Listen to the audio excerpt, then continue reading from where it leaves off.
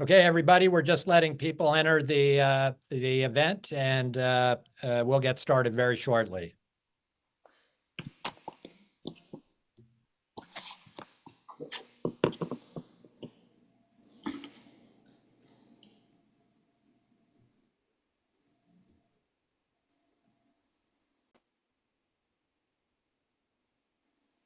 Okay, I'm going to go ahead and get going as people enter the webinar, because we're already a little over time, and I've just got a lot of questions myself, and want to give our panelists plenty of time to dive into the Q&A.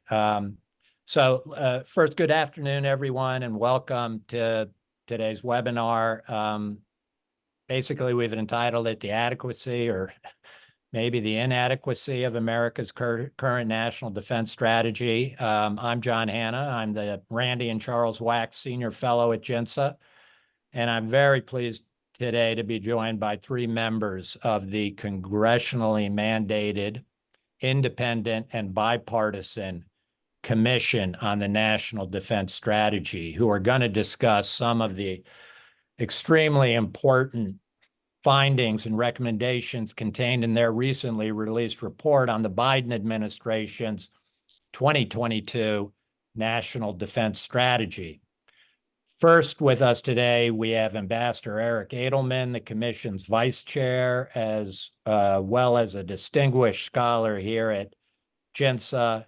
Also a pleasure to welcome Mara Rudman, a member of the Commission who previously served in senior national security roles in both the Clinton and the Obama administrations.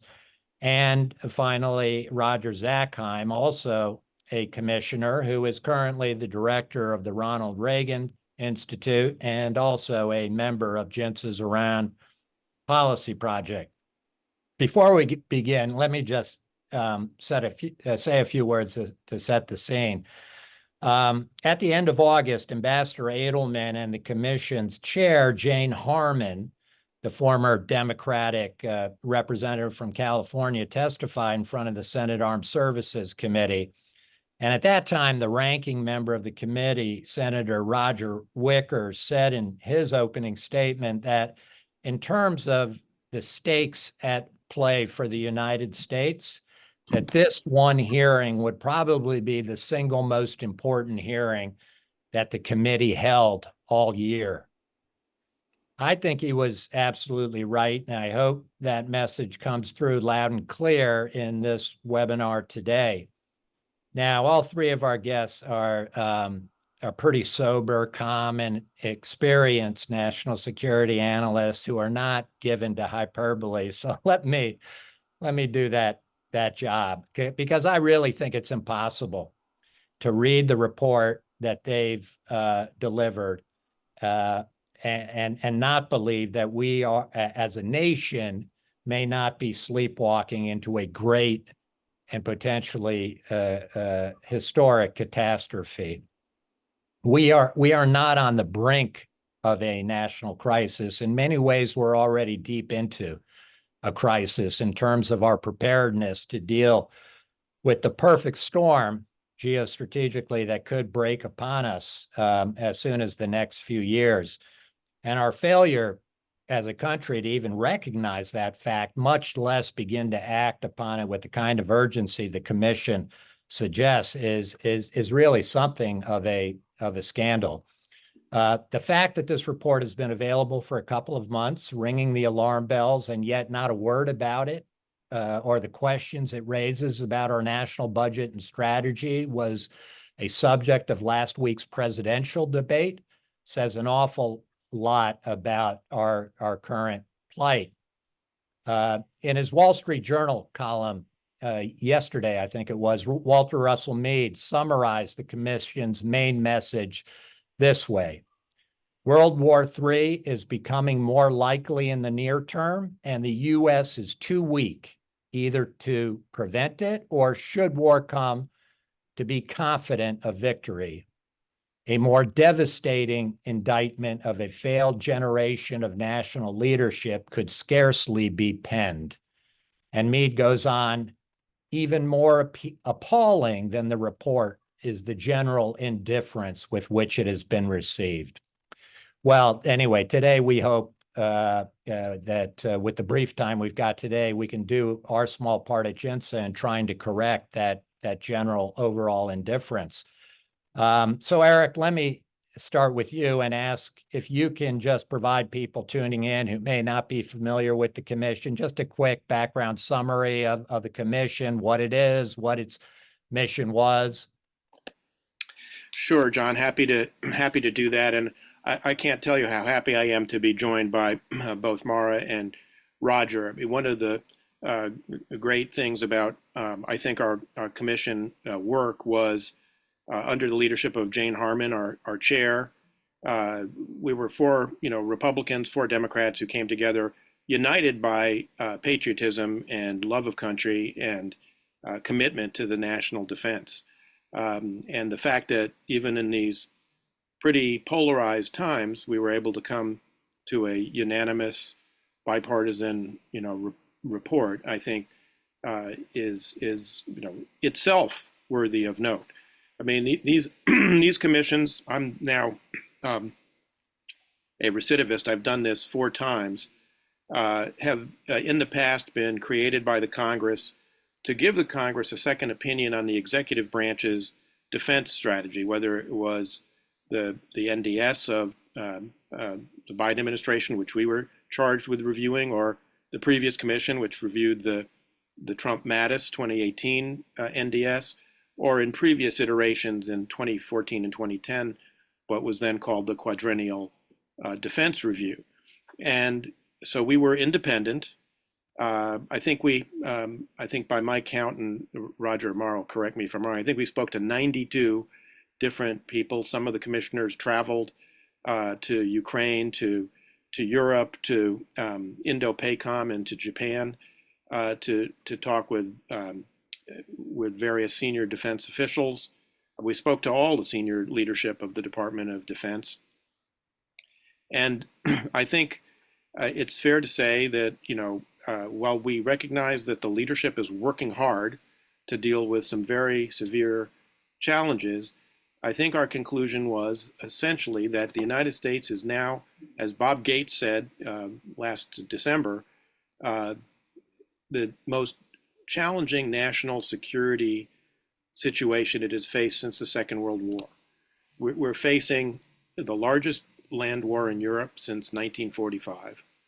We're facing a very major war in the Middle East, which could grow even larger.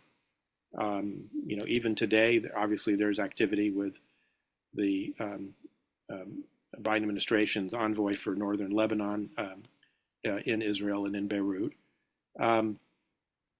There is, intensifying potential conflict in the Indo-Pacific. Some people may have watched 60 Minutes over the weekend and seen some of the discussion of Chinese Filipino challenges in the South China Sea. And we found that the United States is struggling to keep up with the challenge. And that's not the fault of any one administration. I really want to be bipartisan about this. This goes back a very long way. And I would even say back to the administration you and I served, that there has been a tendency to look away, for instance, at the rising threat that China represents, and an aversion to dealing with it. I think there's been a bipartisan failure to appreciate the gravity of Vladimir Putin's revanchism. And we've been unable to move the Department of Defense away from the wars it spent, for good and sufficient reason, a lot of time fighting after 9/11 towards this larger challenge of great power competition. And our bottom line, I think, recommendations, and Roger and Mara, I'm sure, will want to go into more detail, are that because this is a big challenge, it requires a level of effort at least like what we had in the Cold War. So that does mean more resources for defense. We were careful not to specify a top line. I mean, with 8 of us, I'm sure if we'd polled the 8 members, we each would have come up with a different top line.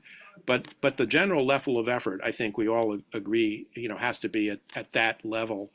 And but it can't just be the program of record. We're on the cusp of a military technical revolution with AI, autonomy, quantum computing, and all of these areas, robotics, nanotechnology, and we need to be developing new systems, which it seems very difficult for the Department of Defense to integrate. We're optimized for these big, large, expensive, hard to replace platforms, where, as we see in warfare, both in the Middle East and in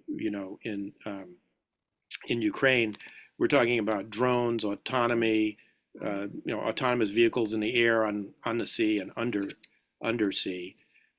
But moreover, this is a challenge that's more than the United States can handle. We have to work very closely with allies and get our allies to do more. In order to get them to do more, I think we need to do more. But we also need to recognize the fact that, in particular, China has a all of society approach to this. They've got something they call civil military fusion, and we need to have an approach that harnesses all the elements of our national power. It's not just the Department of Defense's job. There are a lot of other agencies of the government that have to play a role, and it won't do to just increase the top line of the defense budget while beggaring the budgets of the State Department or other agencies of the government, as some budget proposals recently have had it. So why don't I stop there, and I'm sure Roger and Mara will revise and extend my remarks. Okay, I wonder if I can, before I move on to Mara, Nolan, if you're on there and you've got that one chart from the report on, just to give people a sense of the trend line in terms of U.S. defense budgets over the course of the last 60 or 70 years. You can see it there. Eric, I don't know if you want to just say something about, I know you don't want to focus on top lines and all of this necessarily, but if you can just explain that chart a bit. Well, you see there in that chart, it's got the peak of U.S. defense spending as a percentage of GDP, which was in the Korean War era. And it's gone up and down, as you can see. Obviously, Vietnam, there was a spike, and then at the height of the Cold War, in the Carter and then Reagan buildups, it went up. But since the Cold War ended, it's been on a downward trend, although there was a slight bump up in the in the early Obama years. But that is mostly a phenomenon of what we used to call supplemental or OCO funding. But it's now drifting down towards 3% and maybe below. And given the scope of the challenge, there's some contention about how much China spends on defense, but as there was about Soviet spending in the Cold War. By the way, we seriously underestimated the percentage of GDP that the Soviets were spending in the Cold War. But we quote a recent assessment that the Chinese are spending upward of $730 billion a year, which puts them right kind of in the neighborhood of our spending. This is 3% just not going to get us there. Yeah. But again, yeah. I want to stress that it's not just about pouring more money into the Department of Defense. We can't just keep buying what we've been buying. We have to be looking at a different kind of procurement.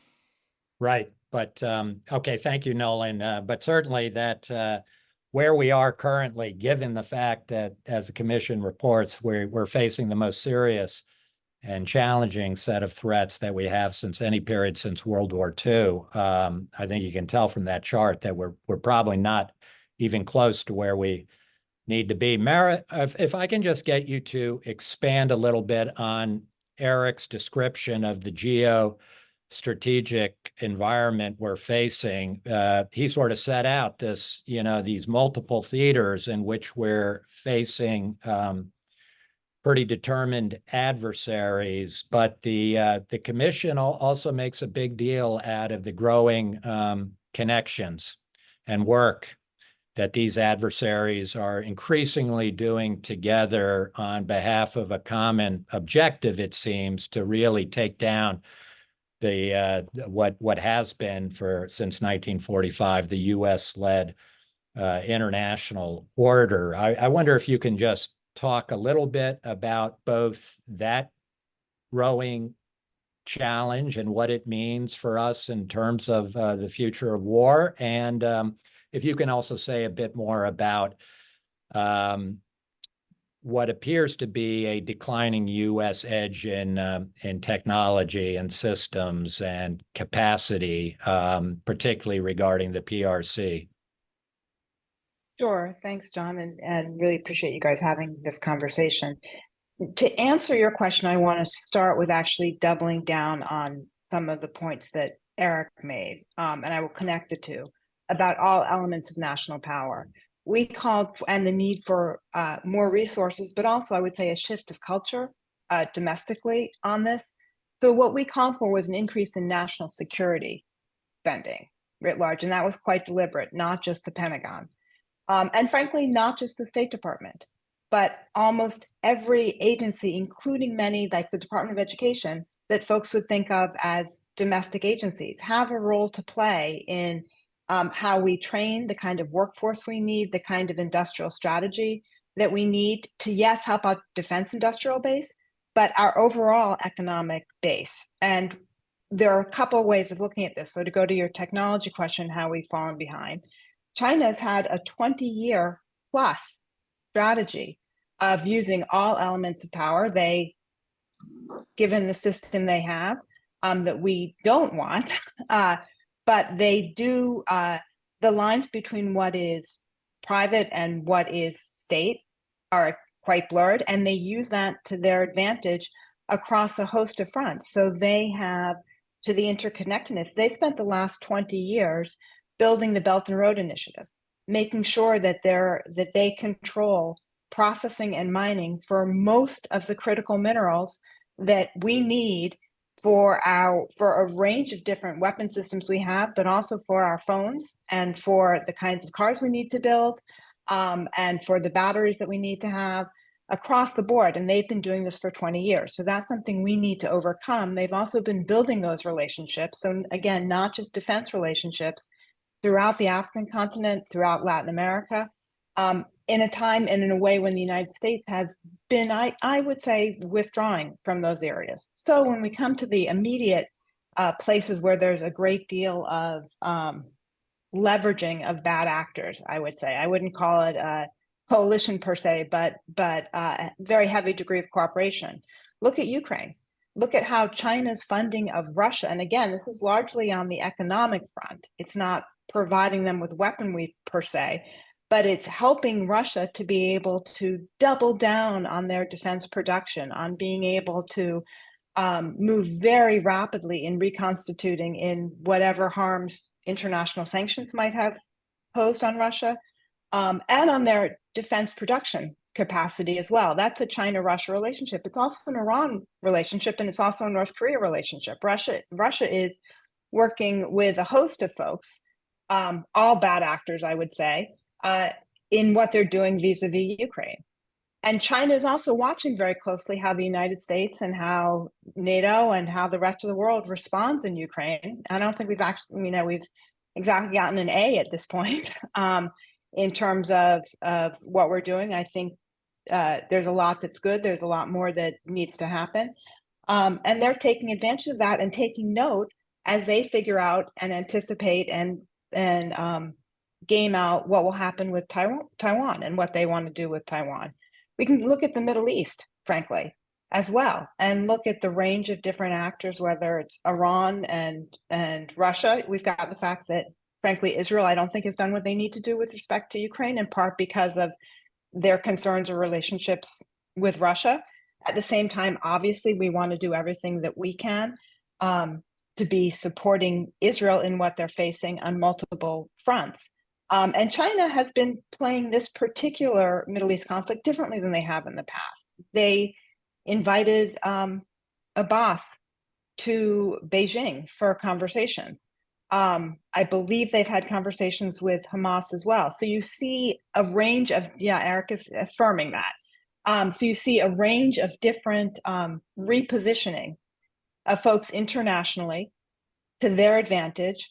I think the United States has done some of that very effectively. I think I would say I'm not part of the Biden administration, but I think they deserve significant points for how they've restabilized NATO and worked going forward with NATO and around Ukraine and for AUKUS. But there is a lot that we need to do domestically to change the culture of our institutions. And I think to work with the private sector and civil society as well to better explain, have folks understand where we are, and really kind of change how we do business in government and in the private sector, recognizing what the threats are against us and recognizing the way that our adversaries have been functioning for some time now. Great, thank you. Roger, I want to sort of stay on this theme of this, whatever you want to call it, this network of adversaries, coalition of adversaries, whatever we want to call it. I think the commission does suggest that there is now, as much as any time in the last several decades, a real possibility or even a likelihood, if a more major war were to break out, that it could easily turn into really a global war in which the United States may be facing adversaries on multiple fronts at the same time. The commission calls for the development of by defense planners of something called a multiple theater force construct to kind of try and begin addressing this issue of multi-front war against several adversaries at the same time. So I'm wondering, can you explain to us exactly what the commission means by that term, and could you talk about what the specific implications would be for the Middle East and CENTCOM and the possibility, of course, of war with Iran? And I wonder, if you can also say something about if there are any implications for your report on this particular issue of the Iran nuclear program. That's of obviously a lot of concerns to a JINSA audience. Yeah, thanks, John, and for that question and for giving us the opportunity to participate and certainly joining with our Vice Chair, Eric Edelman, and my fellow Commissioner, Mara Rudman, and honing in on the force planning construct and the recommendation we made, I think is the right segue from what you heard Mara and Eric describe in terms of the dynamic security environment and how much has changed since the last time Eric and I had an opportunity to do this commission, to serve on this commission. And frankly, it's quite different than what the Biden administration was seeing when they wrote the National Defense Strategy. And that's why we actually came out and said in this report that the framework in which the Biden administration and the Trump administration had put forward to build the U.S. military is out of date. And it's out of date because of what you've heard Mara and Eric describe. What the Biden administration put forward, and there's a lot of continuity in the National Defense Strategy with the previous administration, the Trump administration, was the United States should build a force capable of prevailing in one conflict and holding in another. And that's kind of the governing framework for the size of the Army, Navy, Air Force, Marine Corps, and Space Force when that emerged. And that was sustained, as I mentioned, in the Biden administration. But what we've seen change, of course, is the war in Ukraine, the war since October 7th, Middle East, and the level of cooperation. It's not just you're having conflicts in multiple regions where we have a vested national interest, that is Indo-Pacific, Europe, and the Middle East, but actually how the Axis partners, and I'll call it the Axis, John, we can but I know others prefer other terminology, but how they're cooperating militarily, economically, as Mara pointed out, industrially. And, that from where we sat required revisiting the construct to what you described. And what that means effectively is that we lay out that the United States military should be built in such a fashion that it should be able to deter and necessarily prevail in a conflict against the PRC, the People's Republic of China, and at the same time also do the same against Russia should there be a simultaneous conflict. And the word simultaneity appears prominently in our outlining of this construct, because it's fairly common sense invading a policy paper here, but it's what's happening right now. And we have reason to believe that should the United States find itself in conflict in one region, that the adversaries in other regions will pounce and engage in simultaneous conflict. That's the framing. Very important that we do so at the same time, kind of used our language, kind of picked our language here quite carefully, that whether it's in Europe or in the Middle East, that we would be reliant and should plan on relying on partners and allies contributing to that effort in other regions. It's no secret that if the United States were to find itself in armed conflict, particularly in the Indo-Pacific, think of a Taiwan scenario, there are other scenarios you outlined that at the beginning of your remarks, we would have a real problem, even if we were spending 5 to 6% GDP, simultaneously carrying out and prevailing in a conflict in another region. So therefore, NATO alliance is essential, and there's been some positive movement, as was referenced earlier, along with NATO. And then similarly, relying on partners in the Middle East. Let me end with the Middle East, John, because you referenced that. One of the things that the previous national defense strategies of the Biden administration and Trump administration, it might be unusual for listeners and viewers to think of a pairing between this administration and the previous administration. But when it comes to national defense strategy, and particularly this issue of how you build your force and how you look at regions in the world, there was almost a lot of continuity in how they would build the military. Now, the Iran policy itself is quite different. And I don't have to talk to you, John, and JINSA about that. But in terms of how the military was posturing itself and positioning itself, there was a lot of continuity. And by that, I mean that the assumption is that the United States military would absorb more risk in its presence in the Middle East, dealing with specifically Iran and other actors, and then similarly would rely far more on partners and allies in Europe. And there was also kind of an unspoken but an assumed increased role for nuclear weapons. That's what you saw in the Biden administration and Trump administration's defense strategies. And our view was those actually weren't realistic options, weren't keeping pace with the nature of the threats and how they're playing out today, wasn't exactly giving the President of the United States of any party the sorts of options that he or she would need available to them in dealing with those contingencies. One last point, the simultaneity thing is huge, which I just referenced. It also is driving at two other issues, which are very kind of critical and relevant to our report, which is recognition that armed conflict, that warfare is not the sort of thing that the United States can prevail with overwhelming force in a matter of days or weeks, that we're in an era of protracted conflict. And again, you can look at Europe, you look at the Middle East today, and you see that. And it's likely we have to build a force that has the capacity to deal with that reality. And then relatedly, the United States is revealed primarily through what we're seeing in Ukraine with Russia's war of aggression in Ukraine, has serious limitations in its industrial capacity, which absolutely needs to be built out should we see our force planning construct recommendation be adopted. Yeah, I'm going to definitely get to the DIB in a second, but thank you for that, Roger. Let me go back to Eric again, still on the issue of global war, and kind of by bringing it home for an American audience, Eric. It's really, it's just almost impossible to conceive going up against potentially 4 adversaries simultaneously in different theaters, at least 3 of whom currently, and maybe we're on the cusp of having 4 of them armed with nuclear weapons. Again, it's almost unimaginable prospect, and I don't think any American is prepared for the kind of scenario that you hint we could be facing at some point in the near future. So I wonder, can you just begin to sketch out for us what that kind of war might feel like here in the homeland for average Americans? How bad could it get? What are the things we have to be concerned about?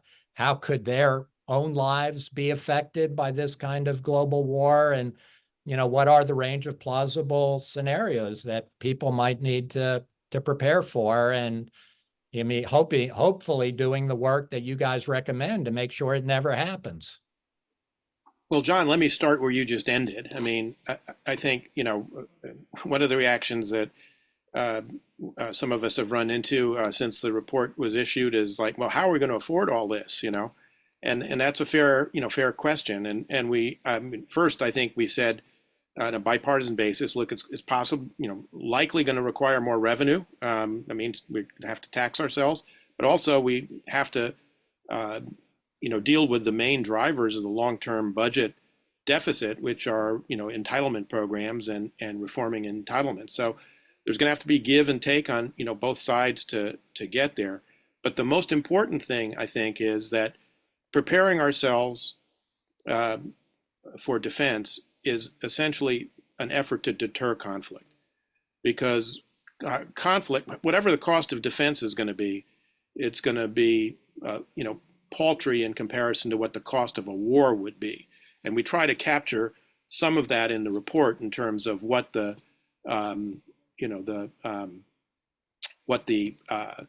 cost of war would entail economically. Mara,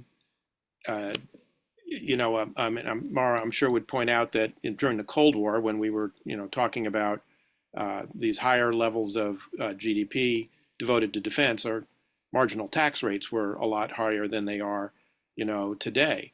But the real issue here is deterrence, so that we don't have this kind of conflict. But the other point, and this is a major finding of our report, I think Americans have grown used to the idea that the homeland would be, still be a sanctuary even if we had some kind of war. But I think our reading of the evidence and the briefings we received, I think, make it quite clear that far from it. The homeland, were we to get into a conflict, for instance, in the Indo-Pacific, would entail massive attacks, cyber, electronic, and otherwise, on the homeland. That would be incredibly disruptive to the everyday lives of Americans. I don't think the public is really prepared for that. And this is not just a matter of, classified briefings. Director Wray of the FBI has testified in open testimony that Chinese are sitting, on our critical infrastructure in cyber and prepared, to execute any number of serious attacks. And I wouldn't even rule out the potential of kinetic attacks on the homeland. I mean, we see what's going on in Russia and Ukraine, and what's been going on in Israel. This is a very, very serious business. And part of what, I think we all believe on the commission is that there's been a generalized failure across our political class of educating the American public of the severity of these threats and the danger that they represent. And, historically, I'm sad to say that when we're faced with these kinds of challenges, we have, typically responded, after a catastrophe, whether it was Pearl Harbor, whether it was Task Force Smith in the Korean War, whether it was, 9/11, and we hope that, perhaps we can draw from some different lessons in history that use a crisis. What was it that Rahm Emanuel said? Mara, no good crisis should go to waste. We had a crisis in the Cold War at the end of the Carter administration with the invasion of the Iranian Revolution, the invasion of Afghanistan. President Carter dramatically increased his last defense budget. Ronald Reagan, built on that, and we were able to then build the defense we needed that ultimately helped us bring the Cold War to a conclusion without firing a shot. We're hoping this moment of crisis with the largest land war in Europe, this huge war in the Middle East, and intensifying, tensions in the Indo-Pacific, and hopefully, our report will lead people to really address these issues with the seriousness that they deserve. Right. Thank you, Eric. Mara, let me go to you, but stay on questions regarding sort of the impact or implications of all of this for the average American. And specifically, I'm thinking, about the all-volunteer force and wondering, how much of a topic of discussion was that? Did anybody on the commission believe that with all the recruiting problems and manpower shortages that we're facing in peacetime in the various services, not to mention in terms of our skilled defense industry workforce, not to mention, what would happen in the event we needed a mobilization in the event of a global war. Does anybody think the all-volunteer force needs to somehow be seriously reassessed and rethought? Is it suited for purpose today, given the environment we face? Don't we need to be moving, given the alarm bells you're ringing, towards some form of greater national mobilization to prepare as part of our overall deterrent effort and message to our enemies? Any thoughts on that?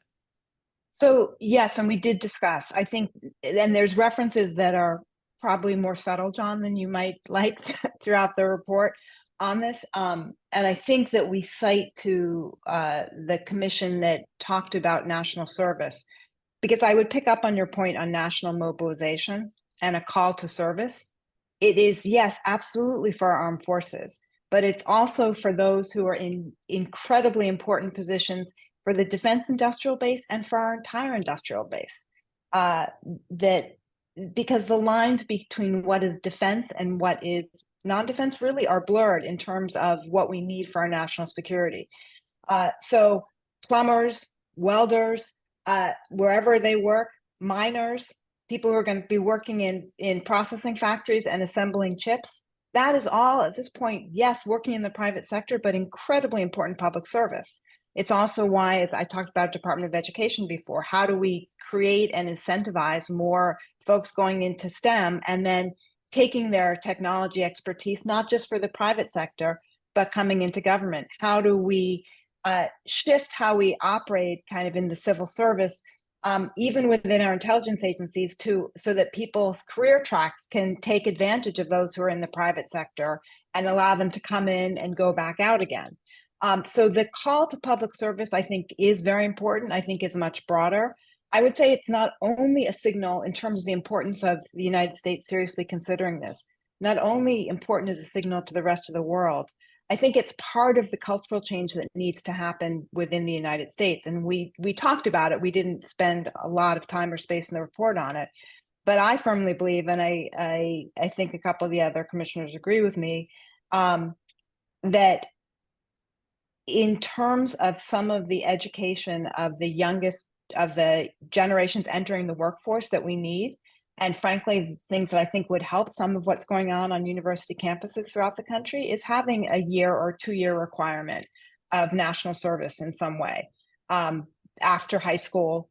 And if you choose to go to a 2 year or 4 year school before that occurs, or you want to go into a military track. But I think there's all sorts of reasons that having a public service and national service requirement would benefit Americans in a variety of ways, as well as sending an important signal internationally. And yes, also helping to increase the recruitment in our armed forces.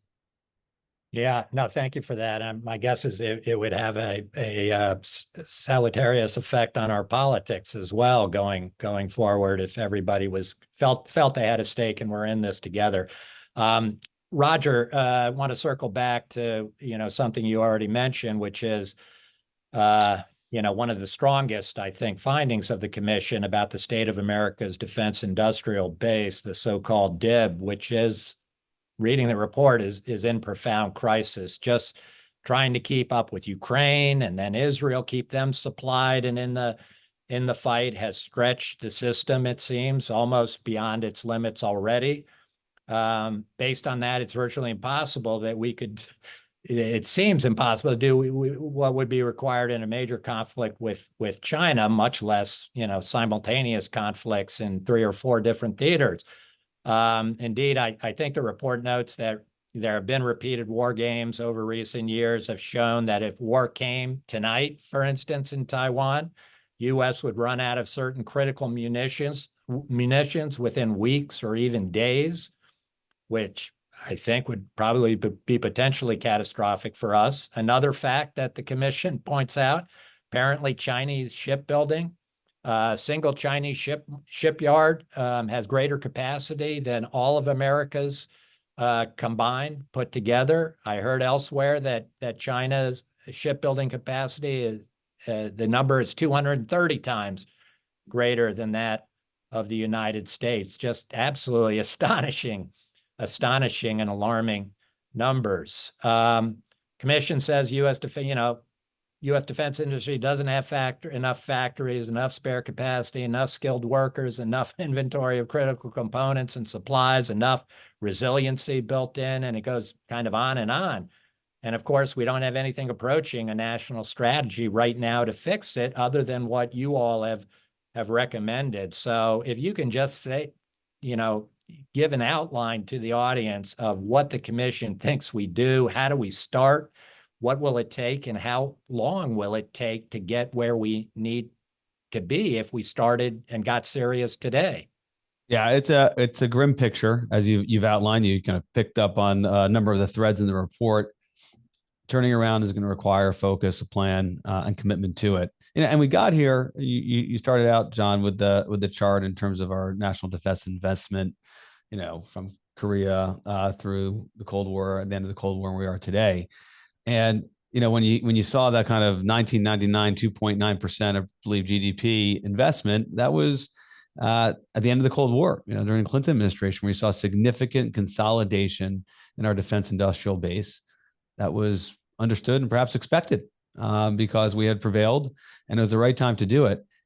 Now, this commission has put forward kind of what would be required to deal with the threats as they are for a world that, if you like or dislike the Cold War analogy, something from a threat standpoint on par with what we faced in the Cold War. If you listen to President Biden in his State of the Union, right? Something that we haven't seen since the Second World War. Either way, we have to counter that consolidation. The good news is we've seen this really a revolution in military affairs, which perhaps is slightly overused, but that's where we are in terms of these technologies, autonomy being the most consequential and significant in terms of how it impacts the battlefield.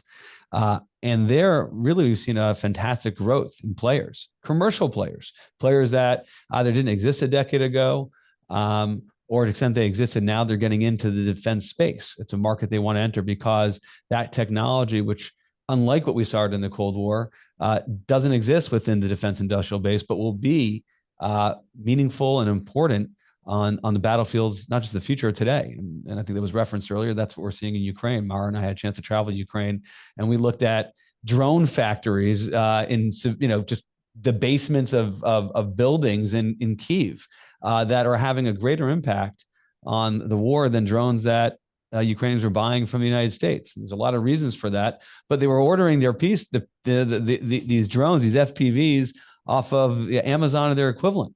So commercial technology being used in the battlefield. What we have to keep in mind is that is the future. That's something we need to be investing in today.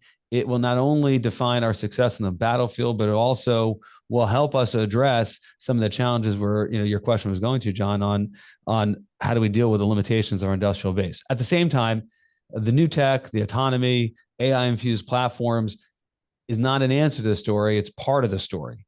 And we still need to increase our industrial capacity for what is generally known as the exquisite systems. Think of the F-35 or Virginia-class submarines. They're one of the great and important initiatives of the Biden administration, and I'm talking about submarines right now, is AUKUS. That is the framework between the United States, Australia, and United Kingdom, where we're, if it's done correctly, and that's a hell of an if, we're going to increase the capacity of our comparative advantage of undersea warfare with expanding Virginia-class production. So it's not just in the United States, but eventually we're going to get the Australians online. And that really leads to a broader point on industrial capacity, which is if we can't onshore it and we can't increase our own industrial capacity, we also need to friendshore. AUKUS is perhaps the most consequential, biggest, shiny example of this, but there are other examples of that as well. And I'll make one last point on this, which is we do a better job of sharing intelligence, engaging in joint military exercises, and cooperating militarily with our allies and partners than we do with industrial cooperation. And one of the things we have to really solve for as we try to address this real challenge of industrial capacity is meaningfully getting our partners and allies involved in that effort. We have so many regulations, for example, that are in place where it's only keeping out our partners from participating with us, and it really serves as an advantage for the Chinas and Russias of the world. John, if I Ron, could, just on that, can you say very, John, could I just add one thing to, yeah, or quick, Eric. Roger said? So, what Roger just ended with in terms of, industrial cooperation with our allies is a good example of Mara's point earlier about the whole of government, because that's not just a Department of Defense issue. That is a Department of State, ITAR, that's the International Trade and Arms Regulations issue. And unless we get that right, we're not going to be able to solve for the problem, Roger is talking about. And I also want to say that the Biden administration, with its supplemental assistance package that was passed ultimately in April, with the very good work of Roger Wicker, the ranking member on the Senate Armed Services Committee, included a $3 billion slug of money to invest, in the submarine industrial base to help ensure that we can deliver on AUKUS, as Roger was saying. But, also on the point of Virginia-class submarines, past reports have pointed out, as Roger was just saying, undersea warfare is one of our critical comparative advantages with the PRC. We want to leverage that asymmetric advantage, but we've been unable to deliver the number of Virginia-class submarines that we have in previous reports called for. I mean, we were producing 2 a year. Our reports last time and previous said we needed 3 a year. We're producing 1.5. And so, the supplemental was hugely important for that. And I think it's important to give, credit where credit is due. Roger, let me just a one-word answer here, but just so you can tease it for the audience. Is the U.S.-Israel strategic partnership a good candidate for growth in precisely this area of of trying to expand and friendshore more of the U.S. defense industrial base? Yes, but I'd like to say more on that because it's a complicated yes, more complicated since October 7th. All right. Can you do it in a minute? Gladly. I mean, the United States, of course, had stockpiling in Israel. It was something that Israel thought it could rely upon, and I think the U.S. planners also assumed Israel can rely upon until Ukraine. And then Israel realized the United States was going to take that out to deal with the challenge in front. And so what that really means is that the United States needs to build industrial capacity, and Israel needs to expand industrial capacity, first and foremost for themselves, and then for some partnership going forward. That is an outgrowth of the wars we're seeing in both theaters. Great, terrific, thank you. Okay, Eric and Mara, I want you both to take this. It seems to me that the scope of the threat that you lay out, the urgency, the implications are so far-reaching for what it requires in terms of change and reform and new thinking, that it's very hard to imagine any of this getting done without a tremendous amount of leadership, including, of course, the President of the United States. But then you've got to think some kind of bipartisan coalition of senior champions on Capitol Hill who are prepared to work with the president and make this priority number one. And I'm just, do you agree with that proposition, that this is the way, if we're going to have a chance of making serious progress on the agenda you call for, is that the type of thing that almost inevitably will be required? And give us your thoughts. Do you see any kind of political constellation on our immediate horizon that can do that has the will and the capacity and influence to get this done, not only within Washington, but out amongst the American people? And if you can just include also the word of have you briefed President Trump, Vice President Harris, and if you can indicate if you have any reactions that you got from them or their campaigns? Maybe I'll start and then Mara can, so I can tell you that we have briefed both campaigns. And I think it'd be better not to go into really the detail of those briefings, but I think it's fair to say both teams that were briefed, I think, found the report interesting. They were respectful. They asked good questions. They clearly had read the material. I think each one had different, were interested in different parts of the report. But I think all of that was positive. I would say I'm not aware that Vice President Harris has said anything publicly about our commission report. President Trump, unfortunately, did at a rally in Michigan, in which he said that this was a stupid report by stupid people who,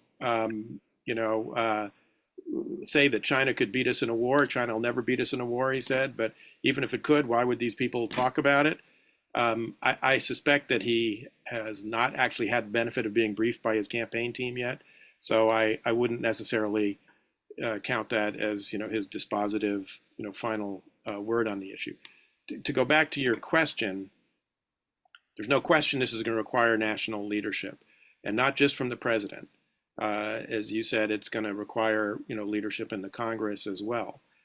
I think there are leaders in the Congress who are, supportive of our work. If you look at, for instance, the hearing that was held in the Senate Armed Services Committee, and we'll be doing one in the House Armed Services Committee tomorrow.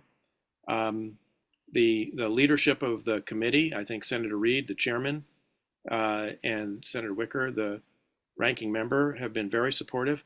Leader McConnell, the minority leader, has actually made several speeches on the Senate floor, commending our work and commending it to his colleagues.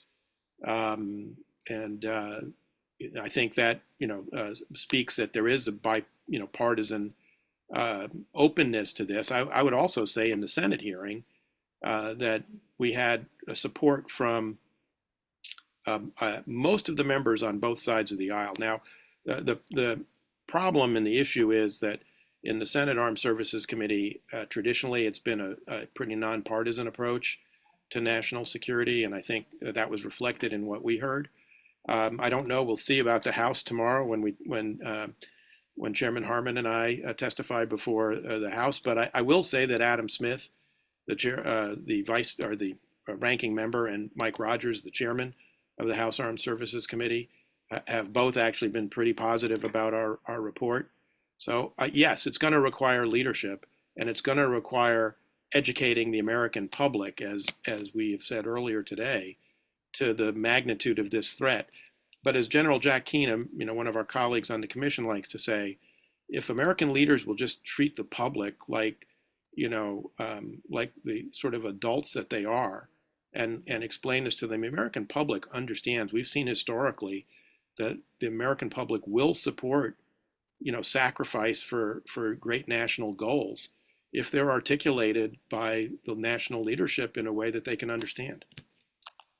Mara, can I just throw you a curveball on this question of leadership, and then you can take it wherever you want. But I want to ask about a particular leader who I think, if he got real religion on this issue, if he believed what your report says, even though he's not in Washington or not in power, could have a tremendous impact, certainly on Democrats, I think, and that's Barack Obama. He just seems to me to be still amongst a lot of circles, a towering figure internationally, certainly domestically within his own party, and even culturally amongst a lot of young people. And I'm just wondering, is there any thought to given to briefing people like President Obama or other cultural influencers? I don't know, Hollywood, social media, obviously the editorial rooms of the major media platforms. Is that part of the strategy here as well, or should it be? I think it should be. I think there's a question of kind of how much running room. I think we've tried to do and offer as much as we can between in this period of a couple months after the report was published. And I think it's certainly worth offering briefing or offering material to him and his folks. I just wouldn't I'm not sure I would invest quite as much in his ability to influence right now the folks who need to be influenced, John, as it sounds like you would, but I still think it would be an important thing to do, and also to look to a number of others, and we should take that back and look at it more. I would just agree with everything Eric said on to the question you posed beforehand. I know we're probably close on time here, but 2 points in kind of making it more granular. I think absolutely the leadership of the president. Because of my history at the White House, I tend to think very operationally in terms of National Security Council, and I think we really need there, whoever's in the next administration, to have the strategic planning capacity there be more akin, not in size, but in function, more akin to strategic planning at the Pentagon and on the Joint Staff. To have that kind of ability on these issues, I think, is critical. In terms of the Hill, I agree with the bipartisan groups and opportunities that are there that Eric mentioned. I would just add, though, specifically, look at the CHIPS and Science Act. Look who voted for that. That's a nucleus that gets you beyond the armed services committees to folks who are reachable on these issues. And I would say in the same way, the Select Committee on China in the House offers that. Not in the capacity of the Select Committee because of challenges with House structure, but look at who those folks are and how they've been working. And between the variety of people we've mentioned, you could put together a bipartisan task force in House and Senate that would, informally or otherwise, that would be allies and partners on this issue for the next administration.